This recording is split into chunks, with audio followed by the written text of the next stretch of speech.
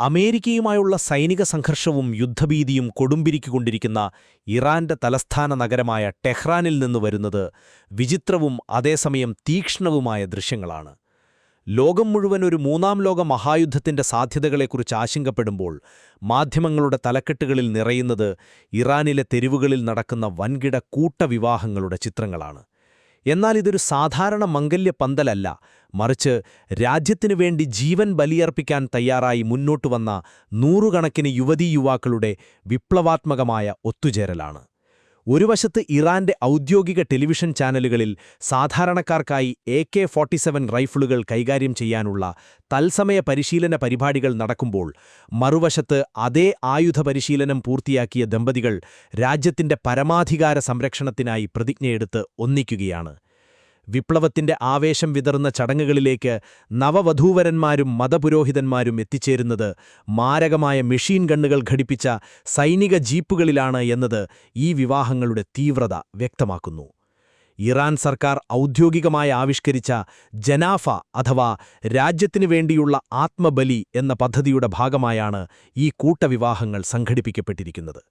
യുദ്ധമുണ്ടായാൽ രാജ്യത്തെ തന്ത്രപ്രധാനമായ വൈദ്യുത നിലയങ്ങൾക്കും സൈനിക താവളങ്ങൾക്കും ചുറ്റും മനുഷ്യ ചങ്ങല തീർത്ത് ശത്രുവിന്റെ മിസൈലുകളെ നേരിടാൻ പോലും സന്നദ്ധരാണെന്ന് ഒപ്പിട്ട് നൽകിയ ദമ്പതികളാണ് ഈ പന്തലിലുള്ളത്. യുദ്ധത്തിന്റെ ആദ്യ ദിനത്തിൽ കൊല്ലപ്പെട്ട മുൻ പരമോന്നത നേതാവ് അലി ഖമേനിയുടെ മരണശേഷം ഇതുവരെ പൊതുവേദികളിൽ പ്രത്യക്ഷപ്പെടാത്ത മകൻ മുജ്തബ ഖമേനിയുടെ വലിയ ചിത്രങ്ങൾക്ക് മുന്നിലാണ് ചടങ്ങുകൾ പുരോഗമിക്കുന്നത്. തീർച്ചയായും രാജ്യം കടുത്ത യുദ്ധത്തിലാണ്. എന്നാൽ യുവാക്കൾക്ക് വിവാഹം കഴിക്കാനുള്ള അവകാശവുമുണ്ട്. ഈ മണ്ണ് അവശേഷിച്ചാൽ മാത്രമേ ഞങ്ങൾക്ക് ഒരുമിച്ച് ജീവിക്കാൻ സാധിക്കൂ. അതിനാൽ രാജ്യരക്ഷയ്ക്കായി ജീവൻ നൽകാൻ ഞങ്ങൾ പൂർണ്ണ മനസ്സോടെ തയ്യാറാണെന്ന് വിവാഹപന്തലിൽ നിന്നുള്ള ഒരു വരൻ മാധ്യമങ്ങളോട് വ്യക്തമാക്കുമ്പോൾ അത് ഇറാന്റെ ആഭ്യന്തര വികാരത്തിന്റെ പ്രതിഫലനമായി മാറുന്നു.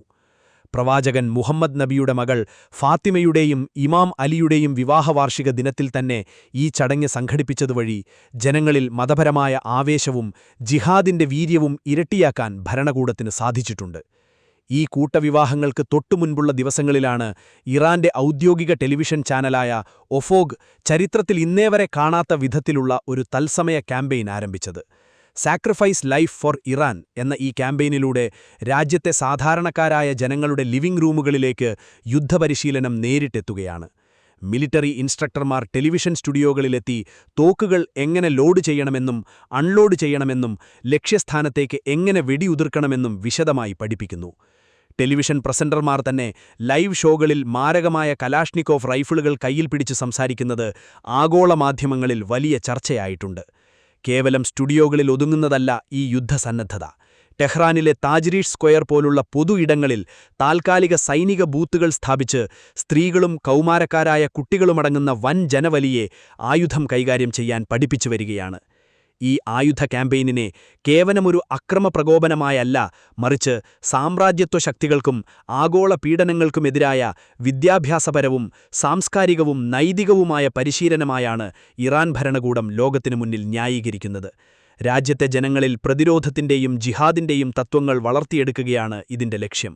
വെറുമൊരു സാധാരണ ജനത എന്നതിനപ്പുറം തങ്ങളെപ്പോഴും യുദ്ധസന്നദ്ധരായ ഒരു വലിയ സൈന്യമാണെന്ന ബോധം ജനങ്ങളിൽ വളർത്താൻ ഇറാന് കഴിഞ്ഞിട്ടുണ്ട്. ഇതിന്റെ തെളിവാണ് രാജ്യത്തെ ദശലക്ഷങ്ങൾക്കുമെതിരെ Iran parliament speaker Mohammad Bagher ഗാലിബാഫും പ്രസിഡന്റ് മസൂദ് പെസച്കിയും ഈ ആത്മബലി ക്യാമ്പയിനിന്റെ ഭാഗമായി രജിസ്റ്റർ ചെയ്തിരിക്കുന്നു എന്ന വാർത്ത. നയതന്ത്ര ചർച്ചകൾ പരാജയപ്പെട്ടാൽ രാജ്യത്തെ എല്ലാ ജനങ്ങളും ആയുധമെടുക്കാൻ മടിക്കില്ലെന്ന ശക്തമായ സന്ദേശമാണ് അമേരിക്കയ്ക്കും ഇസ്രയേലിനും ഇറാൻ ഇതിലൂടെ നൽകുന്നത്.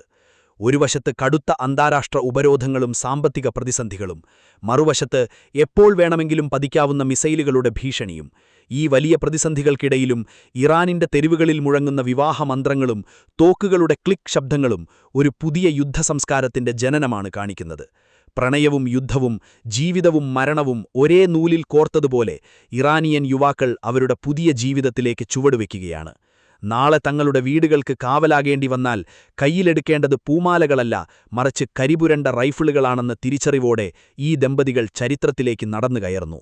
ലോകക്രമത്തെ അപ്പാടെ മാറ്റിമറിക്കാൻ പോകുന്ന ഒരു യുദ്ധമുഖത്ത് ജീവൻ നൽകാനുറച്ച ഈ പ്രണയങ്ങൾ എത്രത്തോളം പ്രതിരോധം തീർക്കുമെന്ന് വരും ദിവസങ്ങളിൽ ലോകം ഉറ്റുനോക്കും.